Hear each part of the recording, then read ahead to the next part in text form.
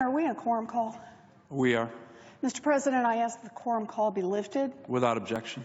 Thank you, Mr. President. Mr. President, I'm glad to be here with my colleagues today to have a chance to talk about the 21st Century Cures Bill. On Monday, I came to the Senate floor to speak against a deal that was emerging in the House of Representatives around this bill. Now, when Congress first started working on this proposal 2 years ago, the idea was for Democrats and Republicans to work together to improve medical innovation and access to life-saving cures. And for 2 years, lots of people worked really hard on that effort. We had a chance to bring down the skyrocketing cost of prescription drugs. We had a chance to support medical research so we could start to cure diseases like Alzheimer's and diabetes. We had a chance to help coal miners whose health care is on the ropes and who are running out of time. Unfortunately, the Cures Bill introduced in the House last week didn't do any of those things. Instead, it was a typical Washington deal, a deal that ignored what voters want and held a bunch of common sense, bipartisan health proposals hostage unless Congress also agreed to pass a giant giveaway to drug companies. So how did this happen? Lobbyists. Kaiser Health News estimated that the new Cures Bill has generated more lobbying than almost all of the 11,000 bills that have been proposed during this Congress. At one point, there were about 3 lobbyists for every single member of Congress. And every one of those lobbyists wanted favors. And wow, did they get some doozies here. A provision to make it easier for drug companies to commit off-label marketing fraud, taking pills that are approved for one use and using them for a whole lot of other purposes without any evidence that it's either safe or effective. A provision making it easier for drug companies to hide the gifts they give to doctors who prescribe certain drugs.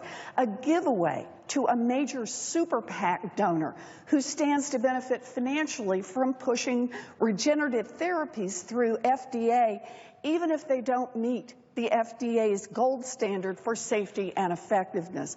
You know, this bill isn't about doing what the American people want. This bill is about doing what drug companies and donors want. And on Monday, I made it clear that I oppose this. Since then, 2 things have happened. First, since Monday, the public has gotten wind of this deal, and they don't like it. In the last 24 hours, more than 100,000 people have signed petitions calling on Congress just to reject the deal. And second, since Monday, we've seen the bill change a little. Last night, after they got some heat, the House took out the provision letting drug companies hide kickbacks to donors. Good. You know, I guess they were having a hard time explaining to anybody why it made any sense to help drug companies cover up bribery. The lobbyists are disappointed about that, but they are still pushing for the bill because even though the kickbacks are out, letting drug companies get away with fraud is still in. Now, the giveaways are bad in this bill, but that is not the only thing that's a problem with this bill. What's not in the bill also hurts.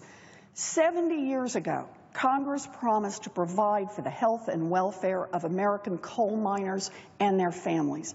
And now, 120,000 coal miners, their widows and their families, will see massive cuts to their health benefits and retirement pensions. Why? Because the Bipartisan Mine Workers Protection Act was left out of this bill. And without it, 12,500 coal miners will lose their health insurance on December 31st of this year.